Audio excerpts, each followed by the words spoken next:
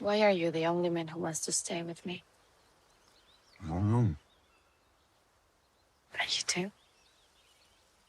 I do.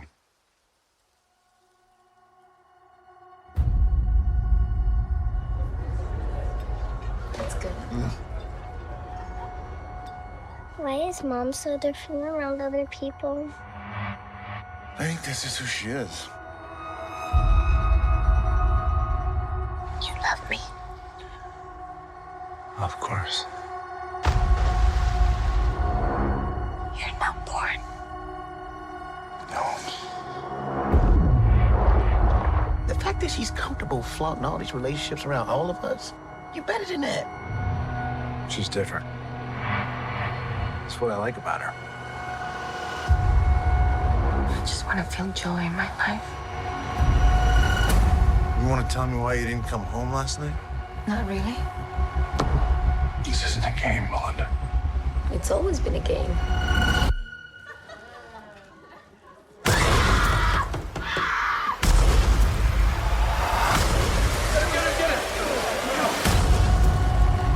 The truth is, if you were married to anyone else, you'd be so bored you'd kill yourself.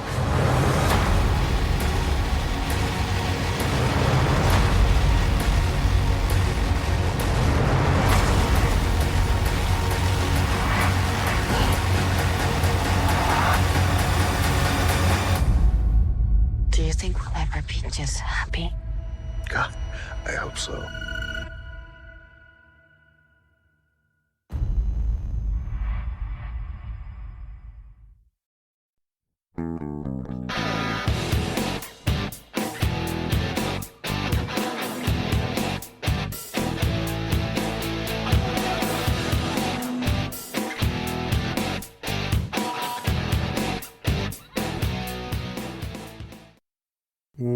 Welcome to They Called Us a Movie, testing the strength of friendships one terrible movie at a time.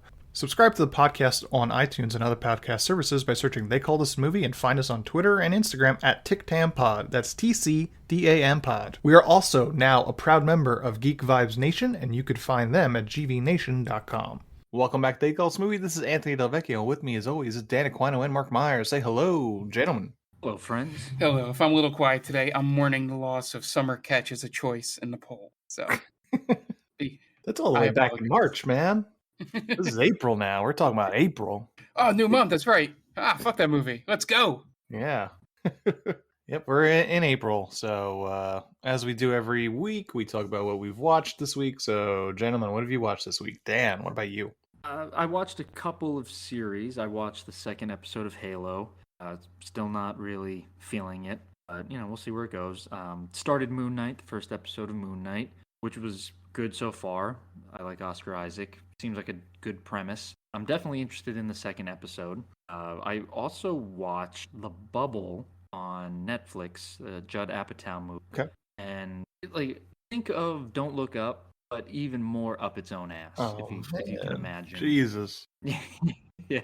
It starts off with a decent idea, and then it just really, it really just goes for broke, and it doesn't stick the landing. It's very. I guess what they were trying to poke fun of how people reacted during the pandemic. It's nonsense. It's really bad. It's about people panicking. What's up? Sort of. It's basically about a production crew trying to make a movie in a bubble, essentially, and it's all of these Hollywood actors and how they react. And I think they're drawing parallels to how people reacted because you have the people who don't think it's real, don't care about the protocols, this, that, and the other thing, and then you have the people who are like super serious about it. But yeah, it's everyone is chewing up the scenery, everyone's super hammy, and it doesn't work if everybody's doing it. You can only have a couple people doing it, but when you have everyone at the same time just going all out, it's cringy. Yeah. That's the best way to describe this movie. Very cringy. So in back-to-back years, we have Adam McKay and Judd Apatow putting together these two satires that, I haven't seen this one, but I did not like Don't Look Up. Just kind of really missing the mark. And these are two guys that put together some of the best comedies of the first decade of the century. Yeah, it's weird. I think they pivoted because this isn't really it's not a comedy. I mean, I wasn't laughing, but maybe I missed out on the comedy. You just didn't get it, Dan. That's usually how it goes. Do we have to go back and watch those comedies and revisit our thoughts on that? I think. Do you think now that kind of falls under the you can't make those comedies anymore, right? Do you think McKay and Apatow would? I don't know if Apatow has said that. I can't make this movie. I can't make this kind of comedy anymore. Couldn't make Knocked Up nowadays. Right. You can't make Knocked Up. You can't make 40-Year-Old Virgin. I don't know. Whatever it is, he pivoted to something different, and it was more annoying than. Gotcha. Yeah, I saw it pop up on Netflix, but have not watched it. All right, Mark. Yeah. Anything? I saw Morbius. No, just kidding. April Fools. Oh, Mark, you got us. You got us. Yeah. No, I didn't watch anything, and that includes technically what we watched for this episode, because I don't think I actually watched something for those hour and 40 minutes. Oh, I thought you were admitting that you haven't watched the movie.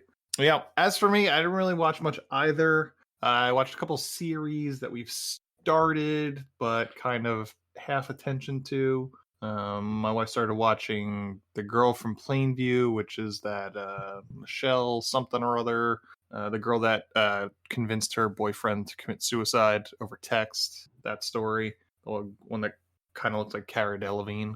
Yeah, that's a Hulu show. Also started watching I believe it's called The Thing About Pam, which is an NBC show, but it's on Hulu. So I could still say that I do not watch network television. It's interesting. I actually like it because it's a really bizarre story of kind of like small town politics that kind of create this intrigue around this murder that happens in a small town. It's got a really weird structure in it. I was saying off podcast, like, because David Gregory from it's based on a Dateline story, which then became a Dateline podcast, and it's got David Gregory, who is the one of the hosts of Dateline, doing his voiceover. I'm pretty sure they rewrote it for this show, but he's doing his usual kind of wink at the camera sort of voiceover with kind of quips and all that kind of stuff. It's interesting. Renee Zellweger is the lead in it. She's really good in it. I've never really been a big fan of hers, but she's pretty good in this. She's hateable. Josh Duhamel, who is also a person I'm not a huge fan of, is actually not bad in this show. So it's interesting. It's like kind of a sad story when like it's like aggravating, really more than sad. But it's like I feel like Josh Duhamel got on the show because he kept showing up to work for Las Vegas, and then they eventually put this show in the studio, and then they just sure, yeah. But it's good. It's on Hulu. I definitely suggest it. It's an interesting one, especially if you're into like those Dateline shows. Trying to think. I'm pretty sure that's all I've really watched. I've been, as background noise, I've just been playing some Simpsons, so not really much to report on that because I've seen those a million times. That's about it. So this is short. Yeah. So we're gonna take a quick break. And you guys are going to listen to some ads so we can pay those bills. And we'll be back in a second. And welcome back. Now it's time to get into this week's movie. And this week was my pick. And I went on a sort of a recommendation from a past guest. I was listening to the binge cast. And Pete MC had reviewed this. Pete MC, if you don't remember, was on our episode that we talked about the Neil Breen movie. For some reason, every time we talk about Neil Breen, I forget what movie it was, the name of it. Like the Double Down or something like that? Double Down. It was Double Down. Yeah. Double Down. We make KFC jokes. Yes. Yeah. Right. Yeah. I forget. I guess I forget it because I know all of his movies are very similar, but like Double Down, now that I'm thinking about it, had nothing to do with the actual movie. It's set in Vegas. Yeah. That's it. That's it. Yeah, that's the connection. But anyway, so a few weeks ago, he was on the binge cast and he reviewed the Hulu original erotic thriller Deep Water, starring Ben Affleck and Ana de Armas. So I asked him if it was worth doing an episode, and he said yes. They were probably going to do a commentary on it one day. So I put this on the schedule. And I'm glad I did, because what a piece of shit this movie Yeah. is.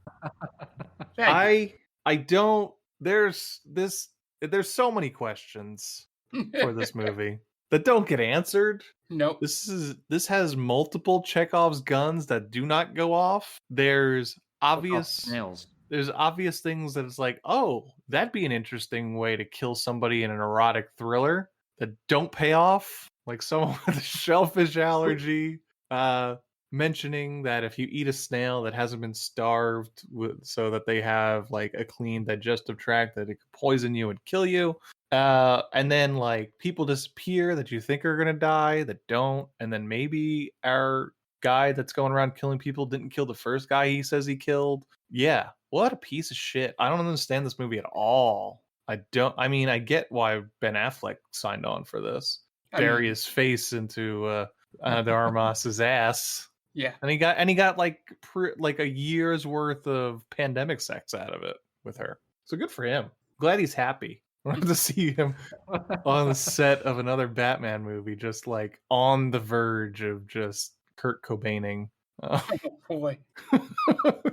But yeah, oof, not good. But where are you guys coming from with this movie? Dan, let's start with you.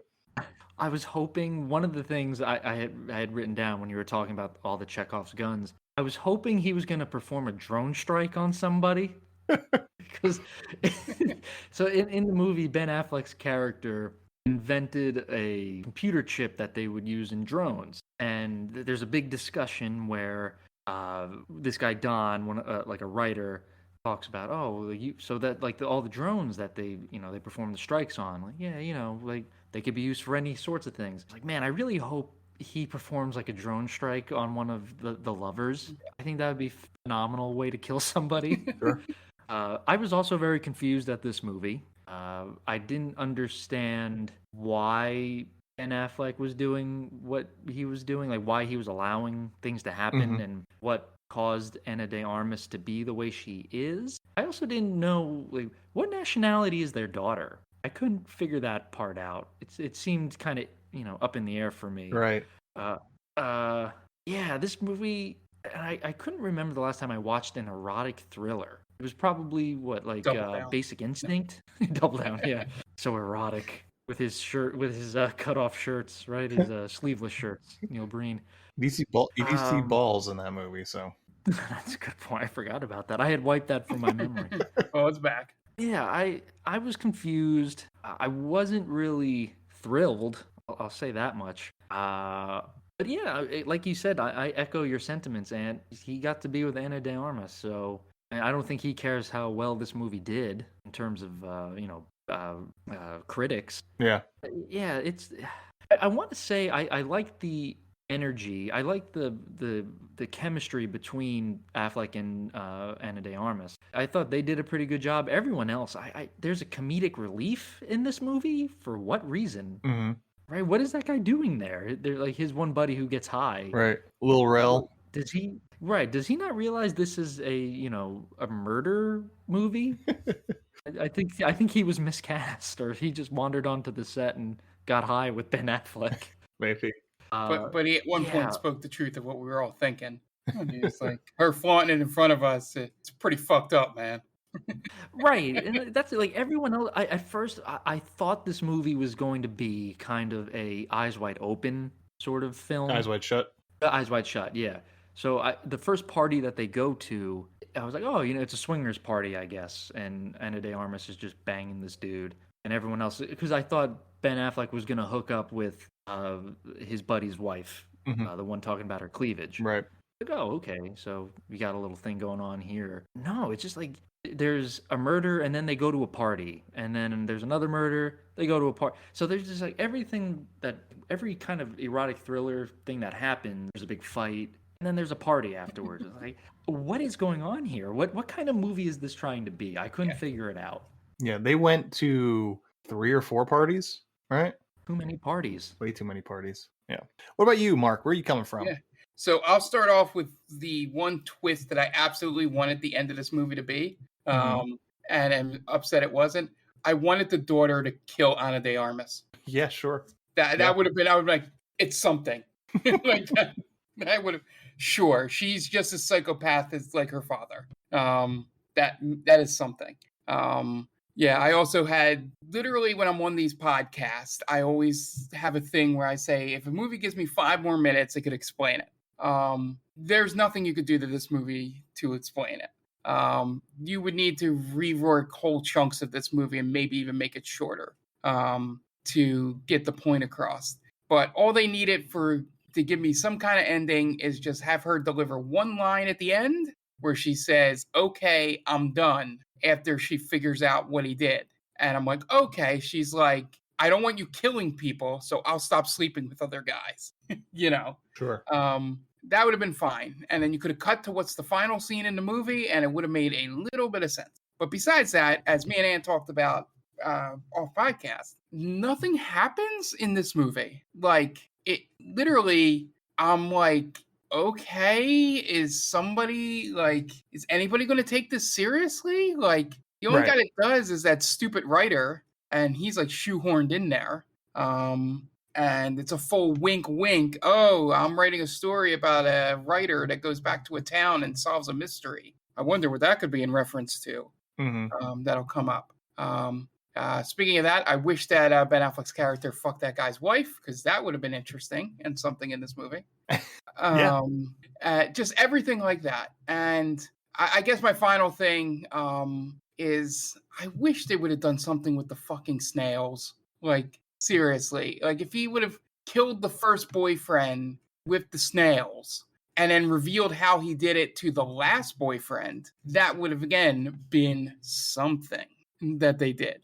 The best parts about this movie is that Ana de Armas is in it for most of the entire runtime.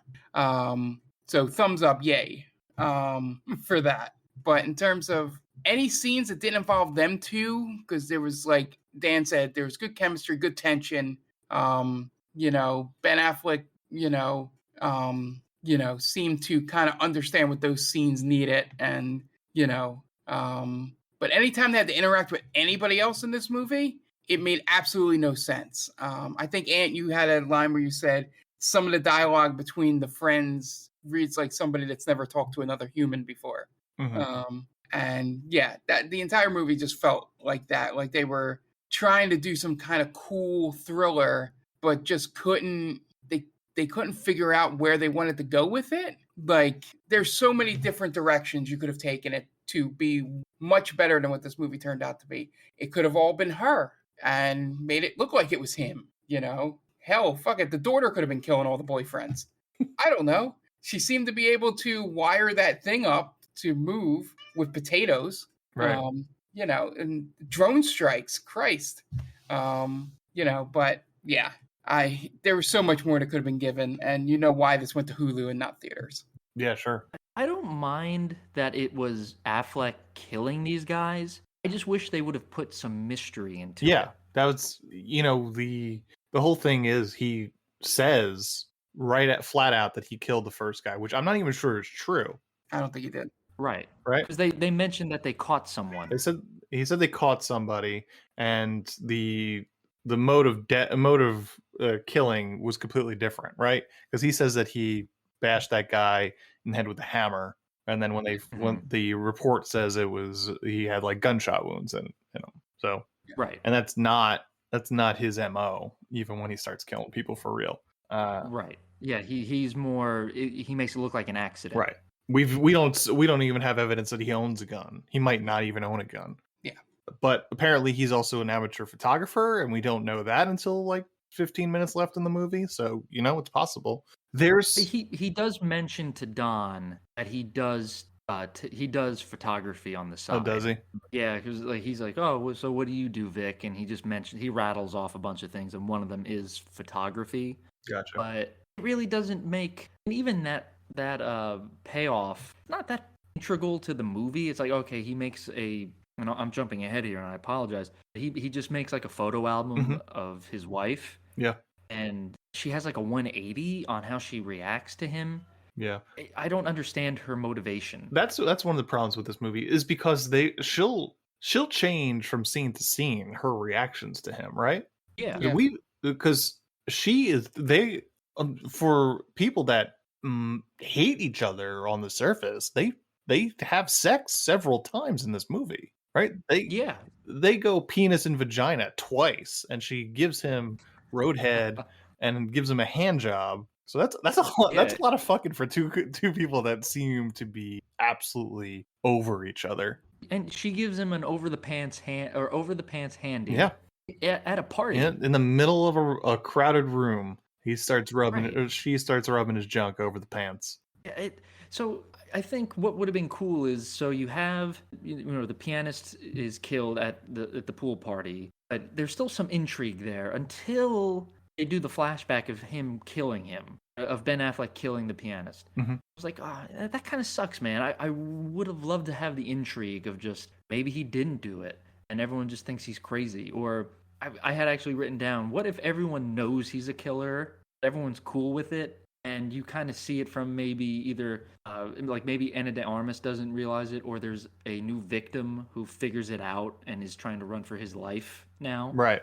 I think that would have been an interesting take. But that's essentially partially how the movie ends. Yes. Wait, the ending, I hated the ending. Same. Why is that guy there? Why is Don at the gorge? That I don't know. So I watched this twice. What I think might have happened. So right before he goes back to the gorge for the second time, she says that she got off. She was just on the phone with Don. So I don't know. So there's a possibility that she set it up. But she would have had to have seen the body, which we don't have any indication that she did see the body because of her reaction when she found the wallet. Right. Right. Correct. Unless she's trying to fool us, the people that aren't in the room with her, at her reaction to the wallet. That's the first time she has any indication that he killed Tony. Right. Right. So in order for her to send Don to get the scarf, because apparently Don was just like, oh yeah, here's her scarf. Like, why would you just pick up a random scarf unless you knew it was hers? I don't know. Right. Trying to explain why he's there just leads to more questions. The only thing is, unless if you say that she made the phone call to him after finding the wallet, but that makes no sense either. Right, because it was the day before. Right, it was that night. It was the night before. Yes. So, and on the car ride home, Ben Affleck specifically tells Ana de Armas that he's going to go back and get it the next day. Right. The scarf. So there would be no reason for her to tell Don. Well, my scenario is she's setting him up. So she leaves. In this scenario, she has to know the body's there.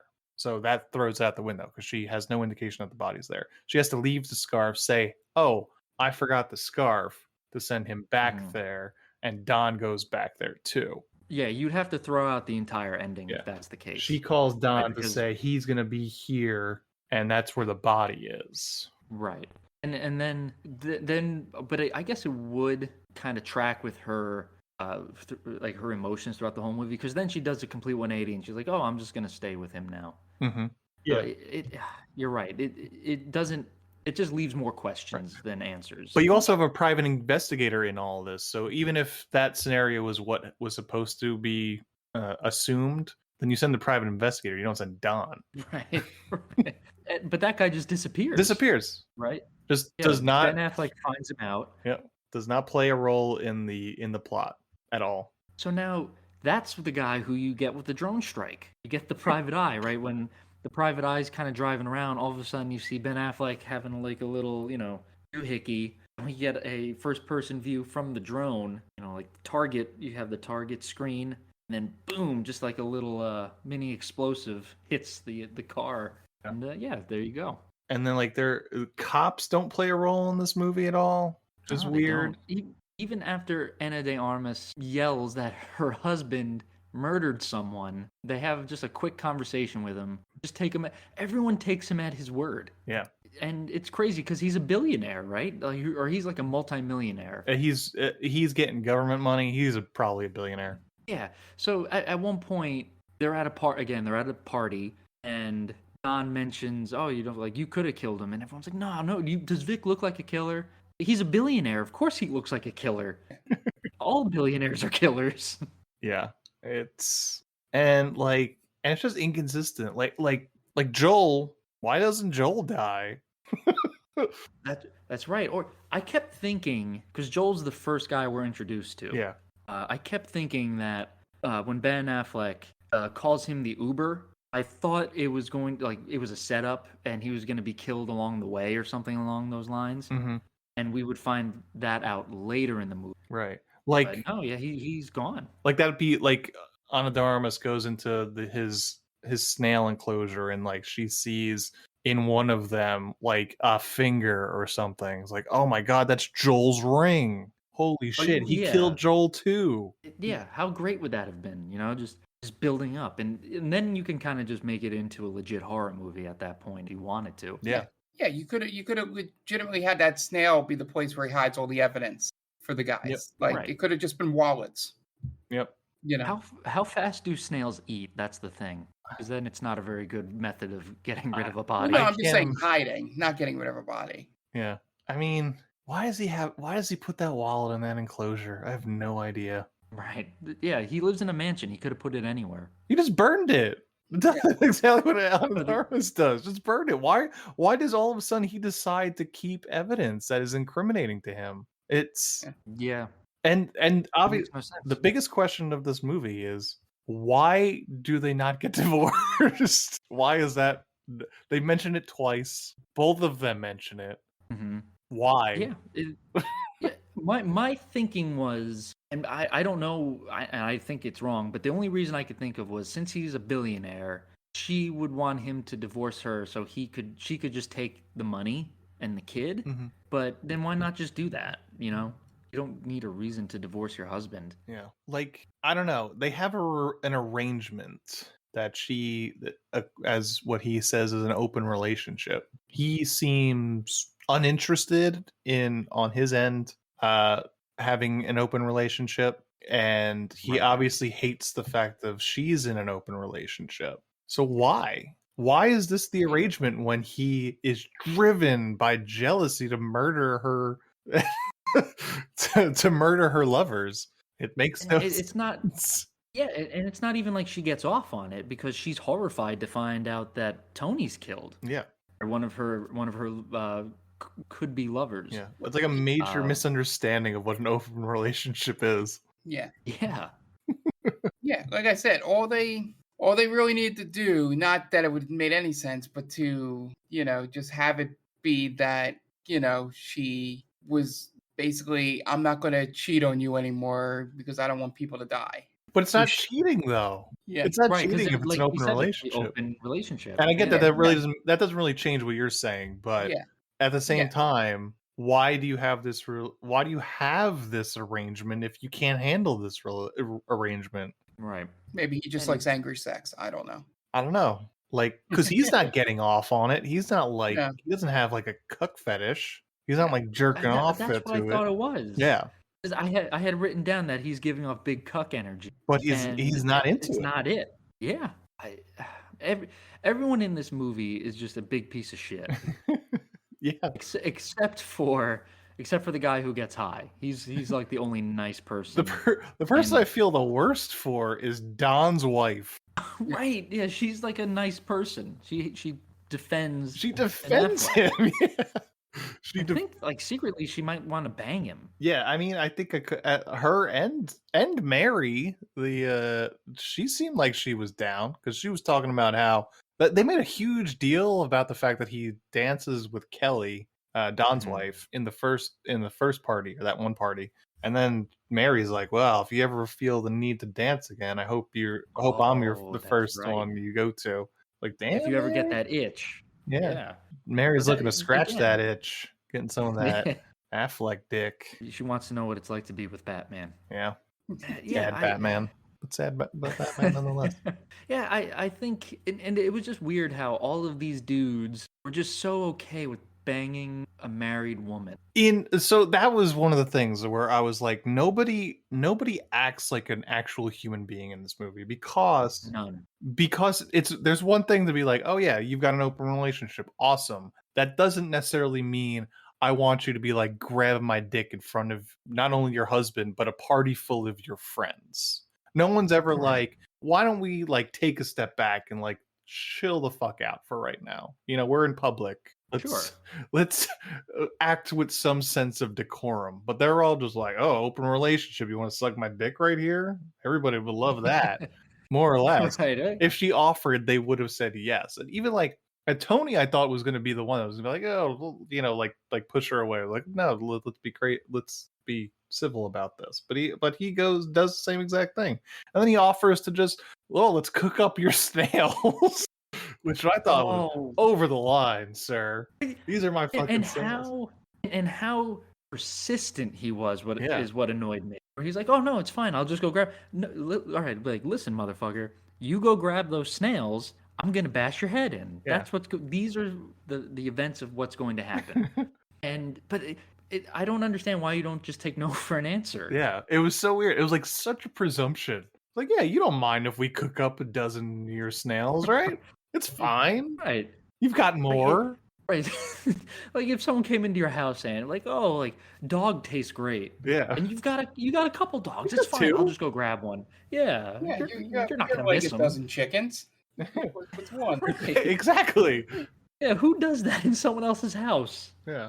Like... Everyone's super presumptuous with this guy's life. Yeah. Everyone thinks they could steal on him. And I think I did kind of get a kick out of how he holds himself when he's one-on-one with these other men. Like he's a total cuck around Ana de Armas. Mm-hmm. But when he's one-on-one with these guys, he's pretty intimidating. Yeah, he scares that one dude. What is Joel? Like he's scared. He kind of forces him to leave the state. Like, yeah, I'm not coming back here. Yeah, I thought that was interesting, but it had good ideas. This movie, it just never put them together. Yeah, it never put two and two together. It just kind of, oh, this is how erotic thrillers have always been, or like this is how I think an erotic thriller would be. And by the way, this is the first time we've seen boobs in quite a while, right? Good question. Yeah, but as for what this movie puts us through, not enough. It's a pleasant surprise. Yeah, I wasn't expecting that. Like, I would have even taken like seeing some Affleck hanging some dong too. Sure. I'm surprised we haven't reached that level yet with Affleck. Yeah. If we would have kept doing Batman, we would have got there. There was a sex scene in Thrashing, but I don't remember if there was nudity. You know, I can't remember myself.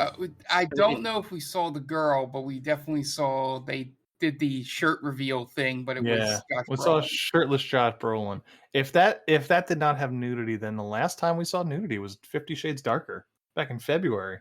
Oh, okay. Wait, yeah, so not like super long. I thought it was past that. Well, you don't even think about that because it just becomes like she's wearing clothes. It's like white noise, yeah. Yeah, that's a good point. Yeah. Yeah, so I think overall, there were parts where I was intrigued with this movie, but it never landed. It didn't, like I said, it didn't put it together. Yep. Mm-hmm. So, Deep Water from 2022 was directed by Adrian Lyne, director of Flashdance, 9.5 Weeks, Fatal Attraction, Jacob's Ladder, Indecent Proposal, Lolita, the HBO version of it, the TV movie version of it, and Unfaithful. So, it's a track record of a lot of erotic thrillers. 9.5 Weeks, Fatal Attraction, Indecent Proposal, Unfaithful, Lolita. So, there's definitely a pedigree there, but it doesn't put it together. I think it was also co-written by the Sam Levinson, who is like the creator of Euphoria. Stars Ben Affleck, Ana de Armas, Tracy Letts, Grace Jenkins, Dash Mihok, Rachel Blanchard, Kristen Connolly, Jacob Elordi, Lil Rel Howery, Brendan Miller, Jade Fernandez, and Finn Whitrock.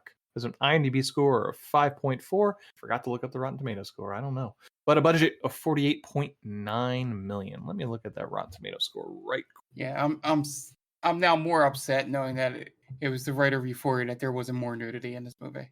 There you go. 37% on Rotten Tomatoes. I was going to say 36. Yeah. 36? Yeah, so close. In a row? That was 37, though. Yeah. Which is the Rotten Tomatoes score of this one. Yeah. There we go. We got there. Yeah, this is a weird one. It seems competent in most ways other than plot. Yeah. Which is a big part of a erotic thriller. You know, you can't have a plot that doesn't like. There just needs to be something. Having us know 100% of the time that Ben Affleck is killing these guys, or at least most of these guys, is weird. And just because there's no twist on why he's doing it. There's no twist that he's doing it. There's no twist of somebody finding out. It's just it just exists. Yeah. As like just a series of events that happens, which is just an odd way to have a thriller happen. Like, what if like he kills somebody and like she gets super turned on, and now this becomes a weird thing, almost like Hellraiser with the chick and the half man. You know, she starts bringing dudes back, and he kills them, and then they fuck over the crime scene or something like that. But that's how it should have been. It like. They have that one scene on the staircase where Ben Affleck gets a little forceful, and like you could tell she's loving it. Mm-hmm. And she wants. She's like, she basically says, "Fuck me right here," and he pushes her away. Yeah, like, are you gonna throw me to the floor and fuck me? And he's like my no. fantasies, basically. Yeah. So that would have made sense, right? Like, oh, I like how you're so jealous that you're willing to kill for me. Like that's what turns me on. But no, it doesn't. It's the complete opposite. She has no clue, and then when she finds out, she wants to run away. Yeah. And for some reason, the daughter convinces her to stay. Weird. Like we're not going. Like, oh, okay, you win, 6-year-old. Yeah. You're 6. You don't know what the fuck you're talking about. Get in the car. Right. You don't understand that luggage is waterproof. And also, they kind of have like a C or a B or C plot line where the daughter's secretly a genius and she can solve murders. Well, not so much a secret. He does say flat out that she's a genius. Oh, at the beginning, like, oh yeah, she's a genius. Why would I send her to college? But yeah, I forgot about that. Mm. But that doesn't explain how she knows he's a murderer. Yeah, somebody's talking. Someone must be talking to her, right? Right. Who? The mom? Well, she says that everybody's asking her why he did it or how he did it when she's in the tub. So I'm assuming that we have to assume that everyone else's parents are talking about it. The other kids are hearing it, and now they're asking her about it. Okay. Yeah. Because he never says, well, who's talking about it? And he's like, oh, the kids at school. Janie's mom said you did this. Yeah, he seems like uninterested in who's talking about it. Yeah. It's just that she brings it up. And I guess when he says, like, it's a secret between you and me, is that him admitting that he did it or just kind of appeasing her? I think it's just appeasing her. Okay. But again, it's just like, there's no ticking clock to this movie. Like, there's no one is, like, besides Don, who comes in and out of this movie, there's not like a force that he has to, like, cover up his tracks with, you know? Or like he never seems concerned about anything. So it's just weird. Yeah. Doesn't really work. He kind of comes off as like almost like a Moriarty, right? He's such an evil genius that no one could keep up with him, and he makes such a simple mistake at the end. But he doesn't do anything that impressive though. He just drowns the one kid, and then he just throws a rock at the other guy. It was a good throw, by the way. Yeah. That was like dead on aim right there. Yeah, but he's able to give himself a decent alibi when he drowns the pianist. Oh yeah, I burnt my hand on a cookie, and that's his alibi.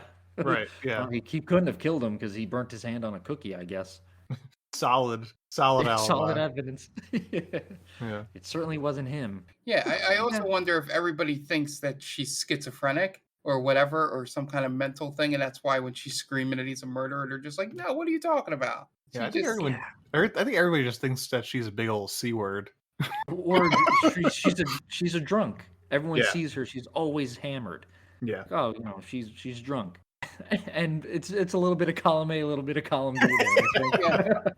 Just her being drunk just makes her exponentially more of that term. Yeah, she's like, oh yeah, you can't talk. She's crazy. She's see you next Tuesday. She'll say anything. Right. Always looking for attention, that Melinda. So, and why aren't his friends like, hey, listen, Vic, your wife just accused you of murder. Maybe you should, move on. Yeah. Or get some help. Yeah, we're like, hey, you want to stay a couple days in my place, until everything calms down. Right. So, But no, it's just like he can handle it. He's a billionaire. It's fine. This is how everyone is, I guess. I don't know. it's Who wild. are his friends? Are they also billionaires or millionaires? Because Lil Rel is the owner of the house they have two parties at. Because there's two scenes where the piano gets played. So he's got to be rich. Yeah, he's got and everyone has these amazing pools. Mm-hmm. Right. Yeah. So everyone has to be wealthy, I'm assuming. Yeah. I will say that this movie is like where would you say this movie takes place? Do you guys know? Was it apparent? To me, it takes place somewhere in LA. Okay. Mark, what's No. your guess? You have no idea, right? Pacific Northwest? Nope. This takes place in New Orleans. Oh, Really? This was shot on location in Louisiana, in New Orleans. Yeah. Whoa. You would not know that by this movie. There at one of the parties there is a woman who's singing some like Creole music, or it sounds like, Mhm. but I would never have guessed. I thought like, oh, they're in LA. Yeah. Everyone's rich. This movie makes New Orleans look like shit. Like there's nothing such an appealing and such a cinematic like city. Yeah. That movie just makes it look like shit. yeah. I'm assuming there may have been things that we didn't know during his bike rides that would have given it away. Maybe not like this rundown warehouse, Yeah, this burned out warehouse. where that bridge he goes under, Yeah, the tunnel. the tunnel thing. Yeah. That's such a colorful city. Mm-hmm. And this movie's super gray. This movie is gray as fuck. It's so drab. Yeah, you just go to these drab settings. Yeah. Gosh. All right. There's only like there's only like 3 or 4 settings in this movie, right? You have Melinda and Vic's house, Mhm. the snail enclosure, the gorge, Yeah. and like two Another other people's house. houses. Two other right? people's houses, and then the bar, the piano bar. Oh, okay. The bar. Okay, so a decent amount of settings, but not many. Yeah. They really didn't take full advantage of the New Orleans location. That's No, for sure. yeah, I had no clue. Yeah. You guys want to get into the plot? Sure thing. Dan, what do you got for us? I would like everyone who's listening to this within the sound of my voice, please go check out Top 10 with Tia. Go to geekvibesnation.com. Just search Top 10 with Tia. She's a good friend of the podcast. Our friend Tia and Brittany run down top 10 lists. So if that's your thing, like I said, go check out geekvibesnation.com. Go follow Tia at TC_Stark on Twitter. She's awesome. Go check her out. Give her a follow. Okay, great. And we're going to take a quick break, and you guys are going to listen to some messages from friends of the podcast, and we'll be back in a second. Hey, this is Ken M. Padawan J. Coach Duffy. From the Ocho Duro Parlay Hour podcast. Every week, the ODPH is talking sports, movies, TV, comics, and more. It's always a parlay of topics on each episode. You can find the ODPH on Apple Podcasts, Google Podcasts, iHeartRadio, Spotify, Stitcher, Podbean, and wherever you find great podcasts, such as the one you're listening to right now. Don't forget to check out OchoDuroParlayHour.com, where you can find the links to all of the ODPH social media accounts, links to the bands whose music you hear each week on the show, hashtag 607 podcast info, and parlay points, our companion blog section of the show. Thanks for listening to the ODPH. Now get back to your regularly scheduled podcast. Welcome, travelers. Seems like you're looking for a story. Well, I got one for you. It involves adventure, friendship, and all sorts of... Earl, why don't you tell him about that time I stole that big-ass melon? Yeah, I was going for more... Or you could tell him about the time I kicked your ass, Earl. I wouldn't ever tell them. Do I need to get my ref gear on? Okay, everyone, shut up. Now come with me as I tell you a story from afar. Hey everybody, my name's David. I'm the DM for From Afar Podcast. From Afar Podcast is all about 4 friends separated by distance, but brought together by adventure. Hope you all stop by and give us a listen. Thanks. And welcome back, and now it's time to get into the plot for Deep Water. We open on Ben Affleck riding his bike all around the city, and as we mentioned, this is New Orleans, but you wouldn't be able to tell. Comes home to his wife, Ana de Armas, sitting on the front porch waiting for him, who then gives him a cold response to his return, and then goes into the house. Vic, played by Affleck, and Melinda de Armas are getting themselves ready as the babysitter comes over. They're going to a party, and their daughter Trixie unrelentingly plays Old MacDonald on the Alexa, annoying the shit out of Melinda, whose seemingly only good quality is looking like Ana de Armas. When Trixie 100% has a favorite parent, which is Vic. Which I don't blame her, though, because Melinda does not seem like a very good mom. But they kind of go back and forth with that a little bit. It's more so she's not a nice mom, but there's at least one or two scenes where they're kind of playing together and they have a nice little conversation. So is she just bipolar?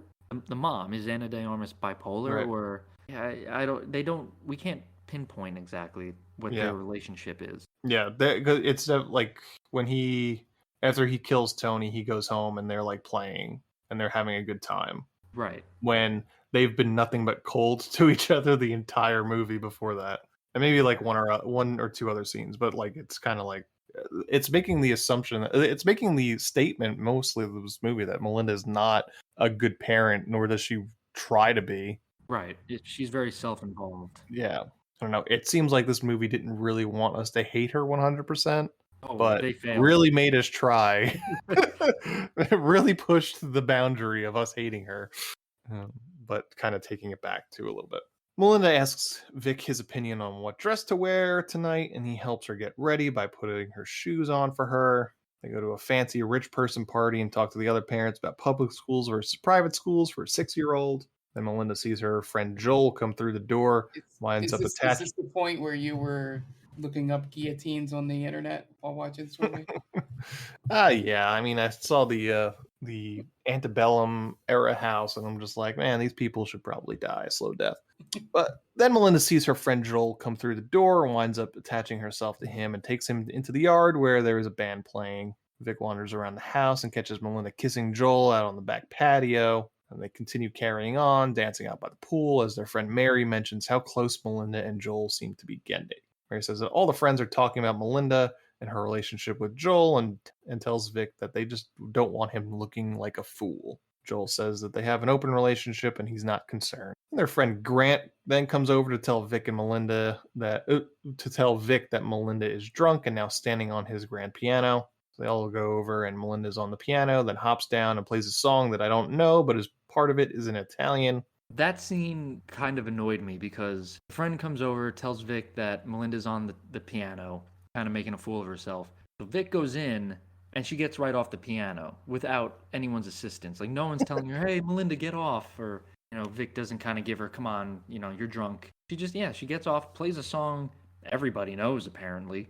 Yeah. No, everyone's singing along to it. I'm like, that made me feel kind of uncultured. Like, should I know this song? Like maybe Mark or Ant will know the song. Nope. Okay, good. That happens a couple times because then the pianist plays a song and everyone flips the fuck out over it. He does flip the fuck out, like dancing like a bunch of white people. It's like they put on Sweet Caroline or something. Right.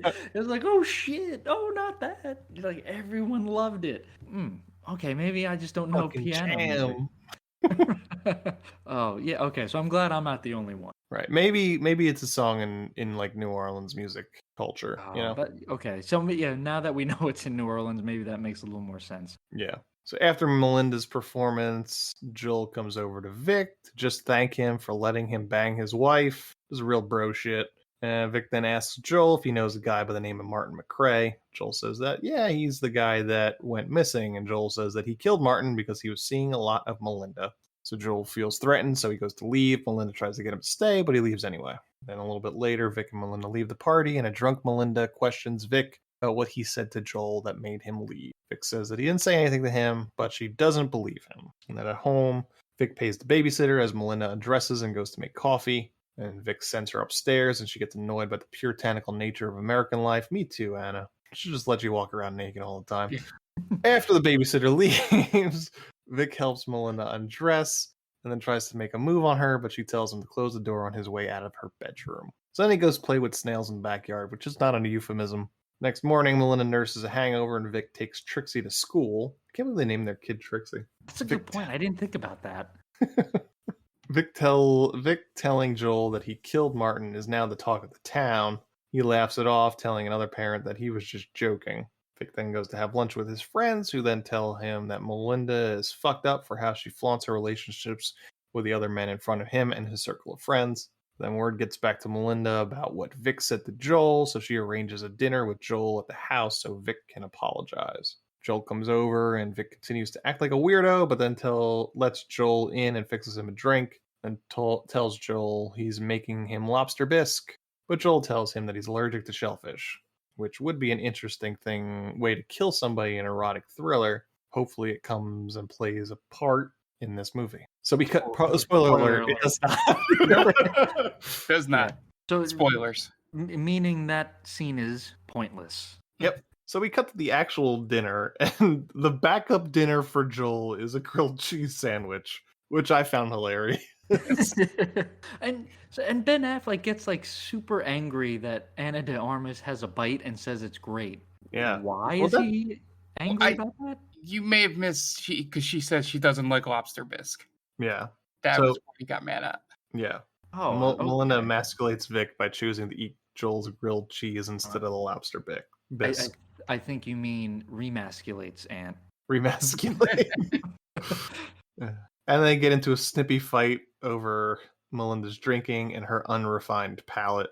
Then Vic excuses himself, and Melinda sends Trixie to bed and tells her that Vic is going to read her some bedtime stories. So Vic reads to Trixie, who is precocious enough to point out how her mother acts in public is different how she acts in private. And then Vic goes back downstairs to find a drunken Melinda dancing with Joel. Vic tries to busy himself by doing the dishes, but Melinda tells him not to, and instead tells him to go serve Joel another drink. And then she just bounces. She just leaves for this scene.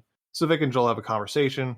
Joel expects to get an apology from Vic about how he said that he killed Martin, but Vic says that he can't apologize because he did in fact kill Martin. He beat him to death with a hammer. And he tells Joel his Uber is here and it's time for him to go. And that is the last we'll see of Joel. I gotta say, parts of this movie when Vic, Ben Affleck as Vic is like being this sort of menacing thing, I actually really liked. Like when he just goes, "Your Uber's here." Yeah.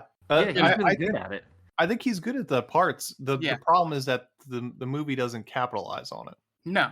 Like, because Joel doesn't ever wind up dead somewhere. Right. Yeah. That would be good. That would be a good ending to that. Like, again, where it comes back in the end that she finds out that he killed Joel too. But I don't know. I don't know what the movie's point is, but it wasn't that. Yeah, and again, I think that's what would have led to a good mystery. You know, he is very intimidating, but he's not the killer, or is he the killer? It's a good who done it. Yep. We know who done it the whole time. Yeah, and that's the one of the biggest flaws of this movie. And the one time we don't know who done it, it doesn't matter. It doesn't matter who killed Martin McRae. No, they arrested somebody. They arrested somebody. Right. Yeah, it again makes it pointless. Why even bother telling us that he killed this guy? Just, I guess to set up, oh, maybe he did, or, you know. Yeah, we never even meet Martin McRae. Right. Yeah, we just so know weird. that they were friends with Ana de Armas. Mm-hmm. Why? Friends in capital letters. Yeah, wink, wink, friends. So there's another party where Vic is introduced to Don and his wife, Kelly. Don is a writer who has completely outkicked his coverage. Oh, big time. Big time. Don is like 65, 70 years old, and the wife is probably like, what, 35, 40? Yeah. Oh, she looks way better than he does. Yeah. And that would have been an interest. So that's another thing where that could have been an interesting like B storyline where now Vic is now like, oh, well, this is another woman that is attractive and I would totally want to fuck her. Maybe this open relationship thing isn't so bad. Right. Nope. Don is a writer who is completely discovered, and we learn that Vic has so much time on his hands because he sold the government a computer chip that they use in drone warfare, and he's rich and retired. Don is sort of disgusted by the fact, and also mentions that he heard that Vic killed Martin McRae. Everyone just laughs it off as a joke. Yeah, I think it was at the daughter's school. The one guy goes, "I can't even remember who's the first person to tell me it. I've heard it from so many people." Was it a guy or was it the woman? The girl. The girl, yeah. The other, Rachel Blanchard. Yeah, who I confused for Kelly in a party later on, and was confused when I found out she was Don's wife. Sure. Yeah, they both look a little similar. It's just when they flash by real fast at the pool party. Like, sure. A little bit later at the party, Melinda is off playing with Trixie, and Vic asks Don's wife, Kelly, to dance, which is apparently out of character for him. And he actually looks happy, which you think would be an ongoing plot point, and you'd be mistaken. So on the car ride home, Melinda mentions that he looked happy dancing with Kelly and questions whether or not he found Kelly attractive. So then Melinda unbuckles her seatbelt and gives him roadhead. And where's Trixie in this scene? She's with the babysitter, right?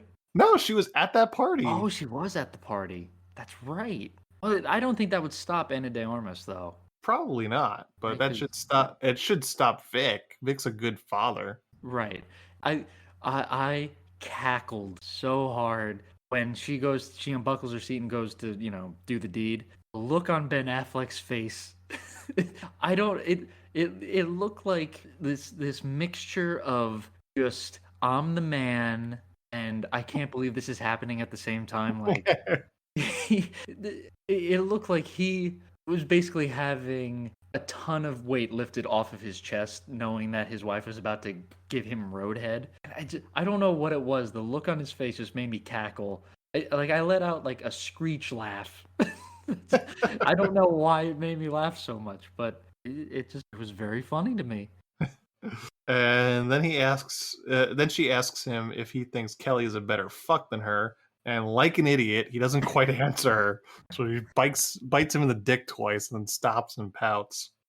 And then they go home and fuck, though. You can't. This woman is insane. You can't figure out where she's coming from, really. Yeah. She does mention that, though. She's like, oh, if you were married to anyone else, you would have killed yourself. Because I guess of how boring they would be. Right. But sometimes boring's okay. Yeah, if he didn't know what kind of crazy she was, then, he wouldn't miss it. Right. Yeah. I would have liked to have seen a little bit of backstory between them. Yeah. Why is she crazy? It's like, this scene in particular, it's like, because she is uninterested in him after he doesn't answer that question, right? She says, don't touch me. Right. And there's not, the relationship dynamic isn't that like, oh yeah, now I'm mad and then we're going to have like rough, angry sex, right? This because she says that he's not the aggressive type. He's very passive. So it's weird that these two this is like what gets them going. She bites him in the dick. And then they go home and fuck. I don't get it. I don't understand why she liked him in the first place, right?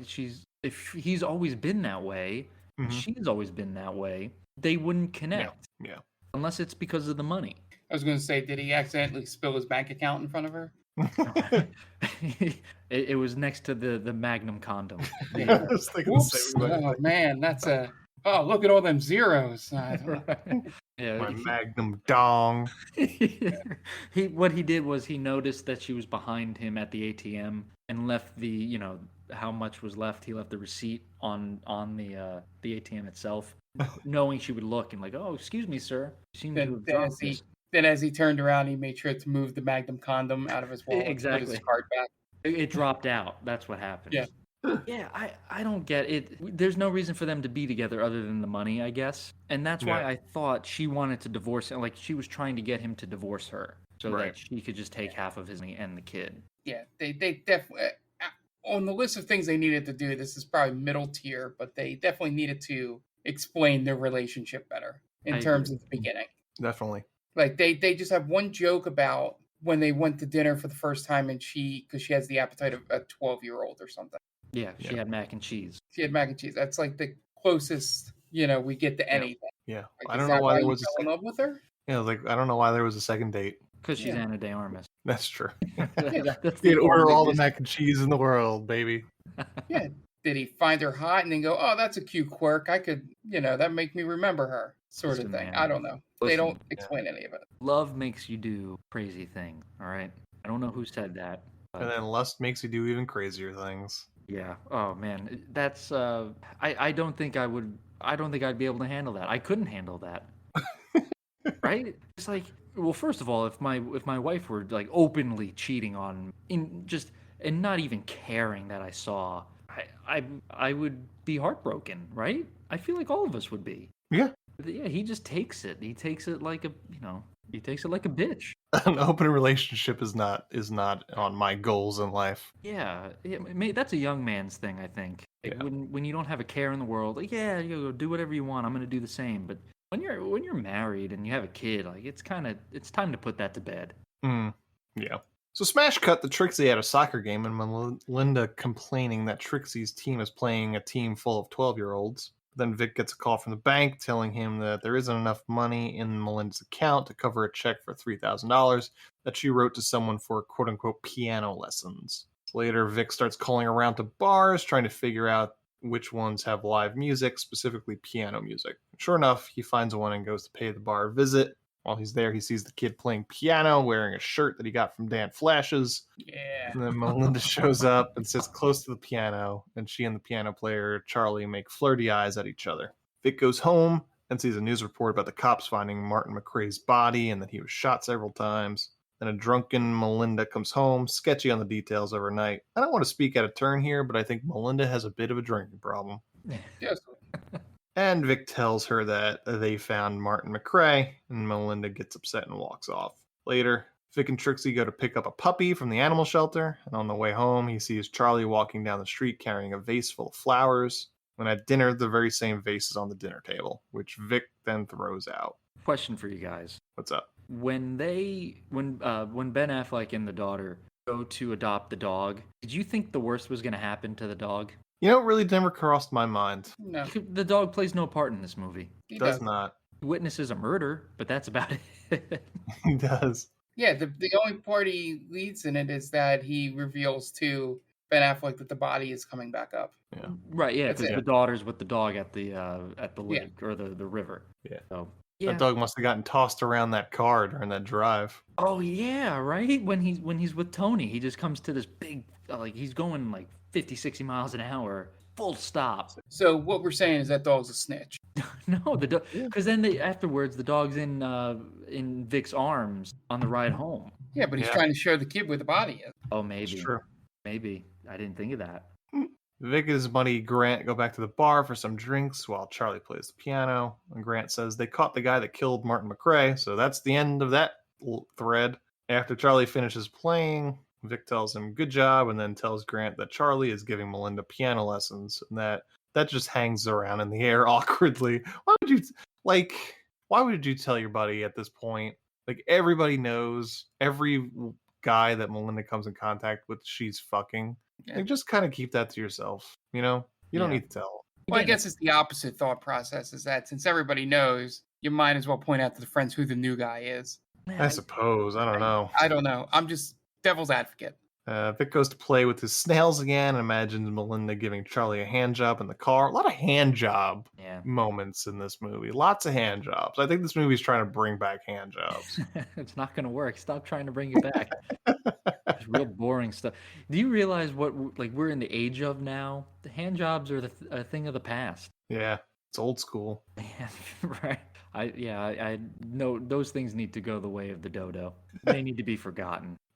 It's a last resort. I guess there's some people out there who still enjoy them. Yeah, I don't get it. It's our kids at band camp. Yeah, over the pants stuff, right? That's like your first. Oh my god, this is my awakening. But yeah, now it's just like if I could do it, I don't do it. I don't need help. I know what I like. Exactly. The next day, Vic just sits around all day waiting for Melinda, who didn't come home the night before, and she stumbles in seemingly still drunk from the night before. Vic confronts her about staying out all night and writing a check to Charlie. They continue arguing, Melinda telling him that she didn't want a family and basically trying to make him jealous about her relationships, trying to get him to fuck her right on the stairs. And then she walks up the stairs saying that if he married anybody else, that he'd be bored enough to kill himself. So they go to another party and everyone's having a great time playing party games in the backyard. And Charlie shows up, invited by Melinda. And a little bit later, Melinda makes Charlie play the piano for everyone, and everyone dances around like a bunch of white people. Except Vic, who just stands there, till Melinda comes over and backs into him, rubbing his dick as they watch Charlie play the piano. Melinda formally introduces Charlie and Vic, and then later Vic goes looking for Melinda in the house, and he sees Melinda and Charlie come out of the same bathroom, dressed for the pool. So everyone is in the pool as Vic sits on the edge, just staring daggers at everyone as Melinda and Charlie just carry on like that he isn't even there. It starts to pour, and everyone runs in except for Vic and Charlie. Most of the party is now in the kitchen, dancing to music, drinking, and making cookies. Vic comes in and gets dressed and burns his hand on the cookie sheet. Okay, can I ask you a question as someone that is probably more closer to been in situations that Vic's friend was in this? Was he trying to say that he couldn't feel it raining because he was high? or that he was imagining that it was raining because it was high, but it was really raining? I feel like I thought the latter. Okay. Like he thought he couldn't tell. Yeah. That he thought he was imagining that it was. Just the way he delivered the line, I'm like, is he like coming to the realization that it's raining, or is it that he think he's holding his just hands weird. out, right? He's holding his hands out, like, Yeah. oh, is it raining? So he's not sure if he feels it. Okay, yeah. And what are you insinuating about me? Hey, you have more experience In the rain. In the rain. in right. a pool. In What are you pools. thinking?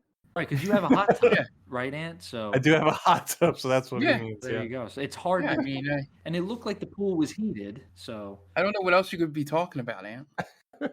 It starts to pour and everyone runs. The rest of the party's not good. Blah, blah, blah. Melinda goes outside looking for Charlie and comes in screaming. And Charlie is face down in the pool. The guys spring into action to pull him out. And Vic jumps in and pushes Charlie up as the guys try to pull him up. But they drop Charlie on his head and back into the pool and before again, they successfully get him out. that served no purpose. Yeah.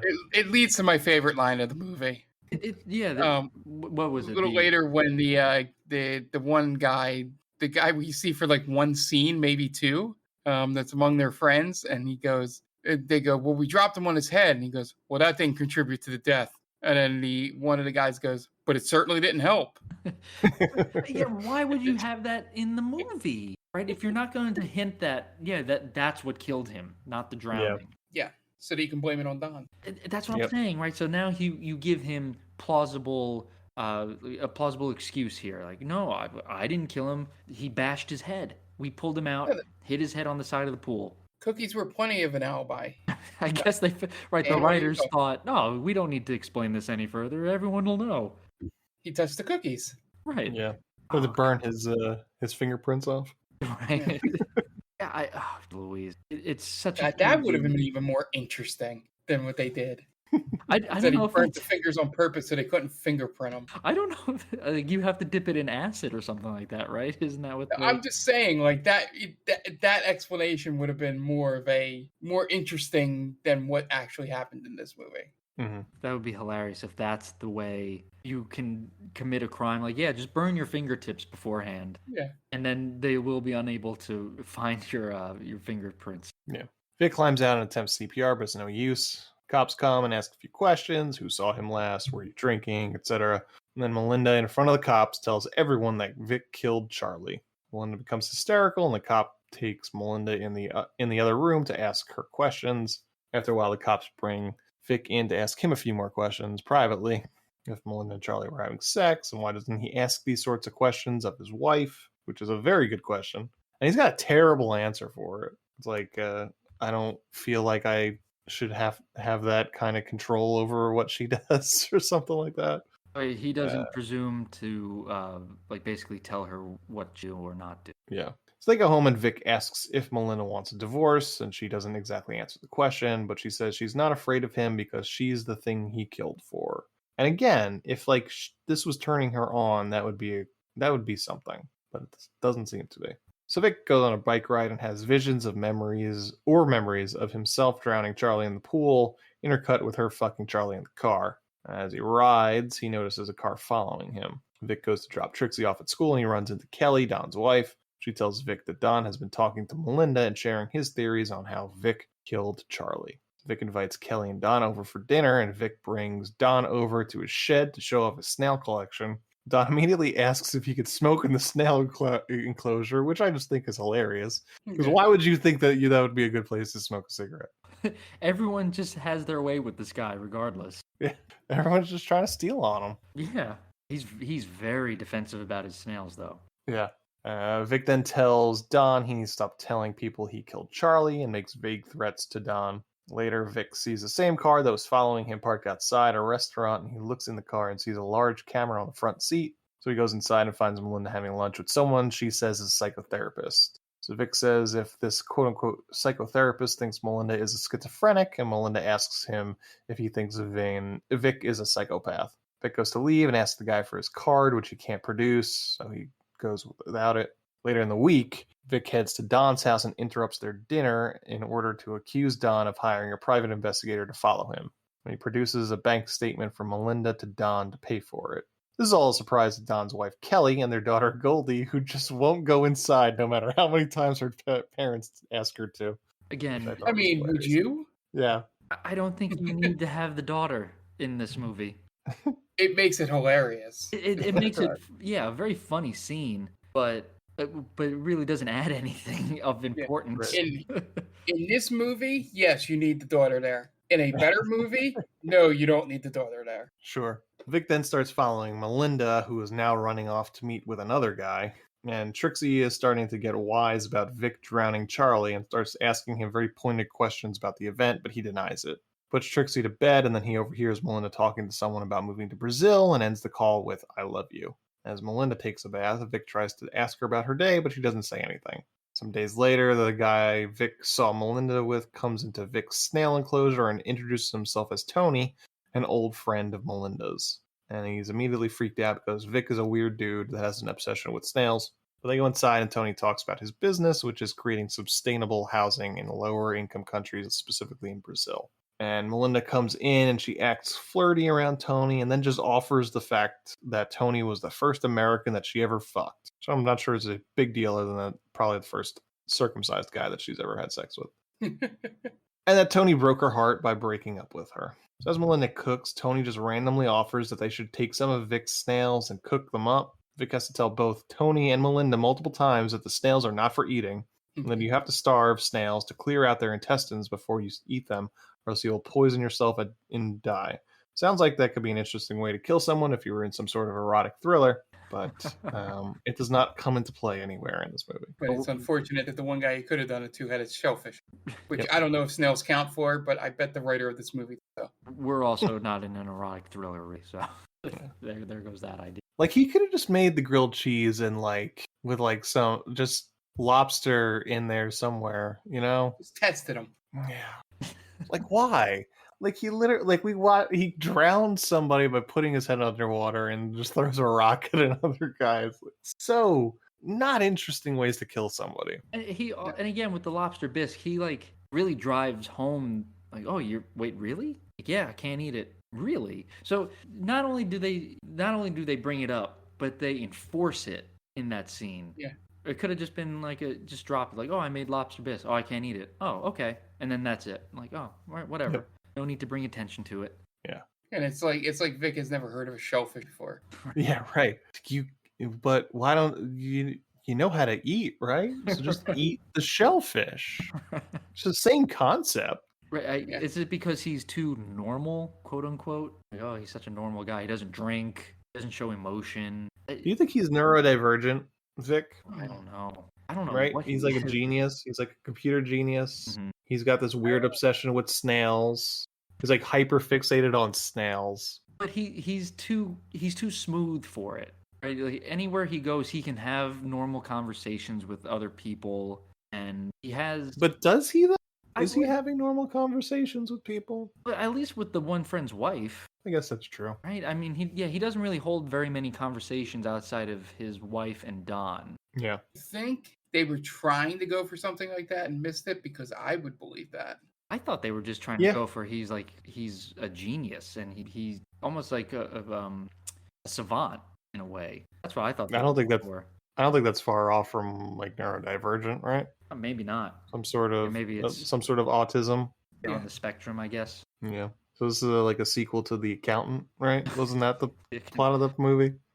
I had written down that he's continuing his path of being the Batman and just murdering everybody. Yeah. They have dinner, and Melinda and Tony carry on a bit, and then they sneak upstairs into a bedroom.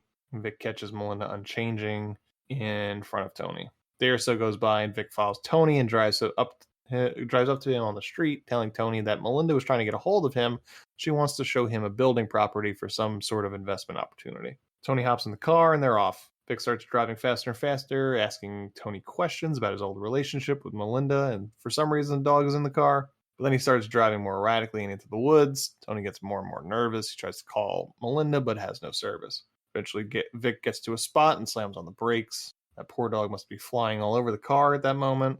And then Tony and Vic get out, and Tony starts looking around the spot, and then Vic just hauls off and throws a rock and hits him right in the head. then throws another rock that hits him in the chest, causing Tony to stumble and fall down an embankment, hitting the back of his head against a rock, killing him. Vic then ties some rocks. Real quick, there's a specific shot where when Tony gets hit in the chest with the rock that sends him flying back, he grabs onto a branch, and to me, I thought that would signify, oh, he's gonna leave blood on this branch, which would then lead someone to find his body. Mm-hmm. But again, that would be something good for a thriller or a mystery. But no, he just that's never brought up. He smacks his head on the bottom, and then that's the end. That's it.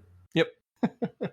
So Vic then ties some rocks to Tony's body and dumps him in a river. Honestly, kind of a shallow river, given the title of this movie. That's a good point.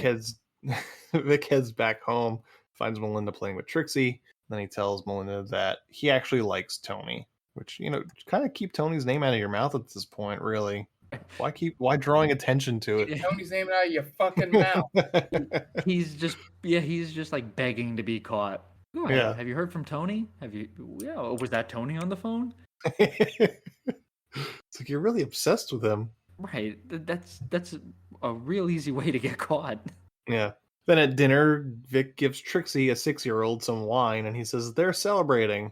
Again, not being subtle at all anymore. Yeah, not being a normal person. Melinda asks if he's seen Tony because she can't get a hold of him, but Vic says he has not seen him.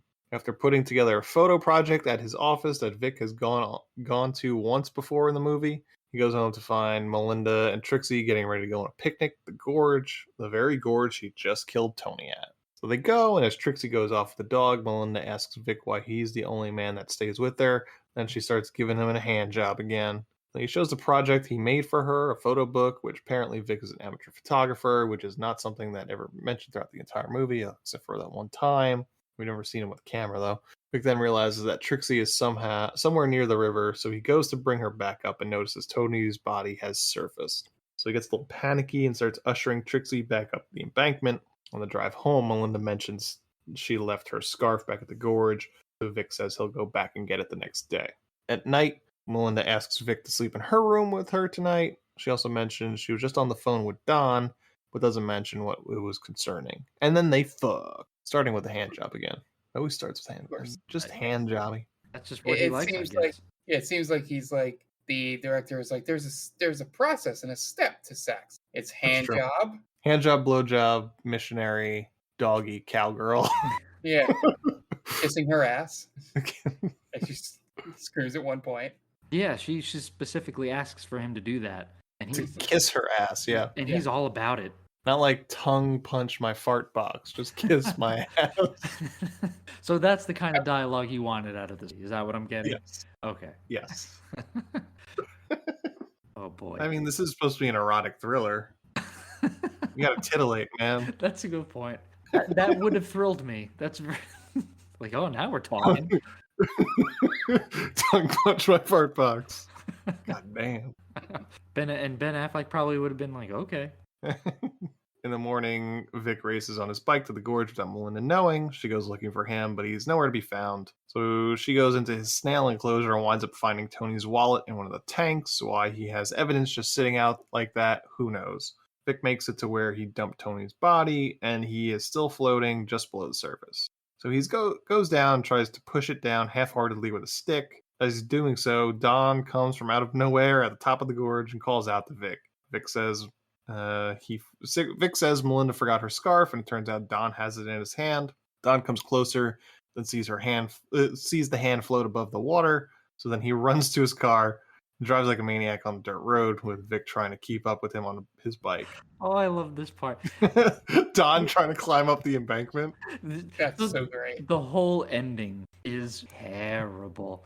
It's so comical. Why does it feel like it's being played for laughs after this entire movie? I was laughing. So Don stumbles to get up the embankment, and Ben Affleck sees there's the dead body, doesn't immediately react, just kind of like looks at him fleeing, and then he decides to chase after him. And I was thinking, there's no way they're gonna have a chase scene with Ben Affleck on a fucking bike while Don is in a car. And sure enough, the chase scene is Don fleeing from Ben Affleck riding a goddamn bicycle. Yep. It's the worst chase scene ever. All you have to do is, because Don is driving erratically, speeding, he's probably doing like 50, 60. If you do 25, 30 miles an hour, just go at a regular speed, you're going to outrun Ben Affleck on a bicycle. Yep. Because he's not going to be able to pedal faster than your car can go. Yeah. Don is not aware of how cars work and drives like an asshole. Yeah. It's like he's driving like Vic is in a car. That would have made more sense if Vic has his car, then you can drive erratically because you're trying to escape from another car. Ben Affleck's on a bike. He's on a bicycle. He's not even on a motorbike. It's a mountain bike. You can use how fast do you think Ben Affleck could pedal? Like conservatively. I don't know. How fast can people bicycle? Right. I mean, on just on a dirt path, not even just a paved path. I can't imagine it's more than 20 miles an hour.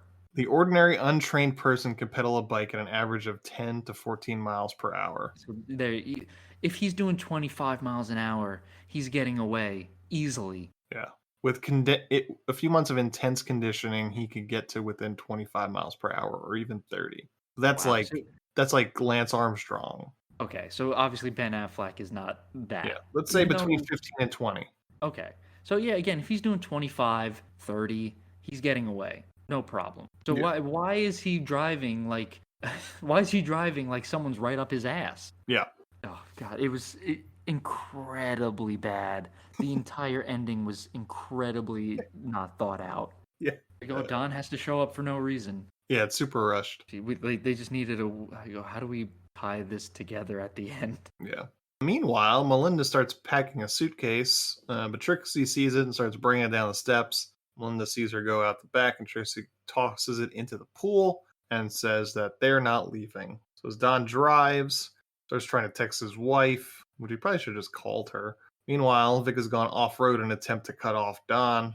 Don starts struggling with his phone as he drives and winds up dropping it on the floor. Vic gets in front of Don via his shortcut, but crashes as he hits the road, falling right in front of Don's car. Don, who had his head down, pick up his phone, looks up just in time to swerve away from Vic, but then winds up driving off a cliff and falls to the water below. Do you know what would have been cool? They set this up with Tony because he says he's going to call Melinda, but there's no service. It would have been cool if Don gets the text message off, like, Vic killed everybody, but it doesn't go through because of there's no service, so it just says like unsent, and then that way it's like, he could have been caught, but it would have given us a little bit of suspense, like, he gets it off, and then they show the car crash, and then they cut to the phone unsent, and there you go. So then Vic rides his bike home to find Melinda in the same exact spot as in the opening scene. She mentions that she quote-unquote saw Tony and goes back into the house, and we see her burning Tony's driver's license. And that is the end of Deep Water. Yeah, and yeah, like I said, if you have that end scene and you just have her, saying that she's going to stop, then it makes sense why she burned it, to be like, maybe she had a change of heart that she wants this family or whatever, and she's like, okay, stop killing people, I'll stop, Mm-hmm. Yeah, instead, this kind of implies that we're back at the beginning and nothing has changed. Yeah, no one's learned anything. Yeah, it's literally, the scene's almost exactly the same as the beginning. I had to rewind to make sure one of those like fucking Memento, style, you saw the end at the beginning, things. Yeah. And it, outside of Ben Affleck taking his pants off on the porch, they're virtually identical. Yeah. That part confused me. I forgot about that. Like, why is he taking his pants off right now? They're just getting right into it. Yeah, this one sucked. What a terrible movie. Just I don't think it was terrible. It's not good. It's definitely not good. But I don't know if it's terrible. It's competently made. They're the two leads are fine. They're good. They work off of each other. Affleck has some good moments of like being menacing, but they kind of don't deliver anything. That's really it. It's just like like broken promises. This movie is. Yeah.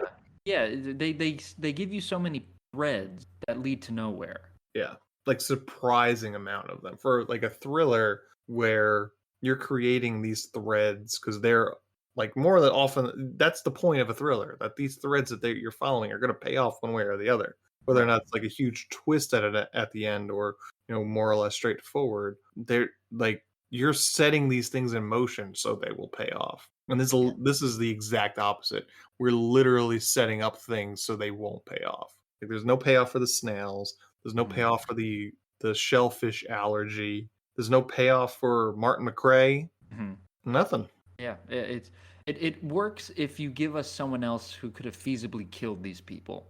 Yeah. Because again, we know exactly who did it. We're in on the entire thing. Yeah. That's the end of this podcast, I think. This is a weird one. Check out next week's episode. We're gonna have another one. Promise? Soon. I think next week I have to look at it. We will announce our choices for this month's poll, because we're actually going to be doing the poll a week earlier than we usually do, because we have something special lined up for the last week of the month. So stay tuned for that. Can I just say, yeah, I am very excited for this month's poll, more so than previous polls, because all 3 of the movies that we've picked, I'm not going to spoil it, are all fantastic. Yeah. Whoever wins, we all win. Yeah. So that's going to wrap us up this week. Be sure to check us out on all the socials and all that kind of good stuff, and hit us up wherever you could find us. The movie this week was Deep Water, and it was directed by Adrian Lyne. So for Dan Aquino and Mark Myers, this is Anthony Delvecchio telling Adrian Lyne, well, you certainly made a movie, didn't you? Thanks for listening to They Called Us a Movie. Subscribe to us wherever you get your podcasts, and be sure to check us out on Twitter and Instagram at TicTamPod. That's TCTAM Pod. You can also check us out on TikTok at They Called Us a Movie.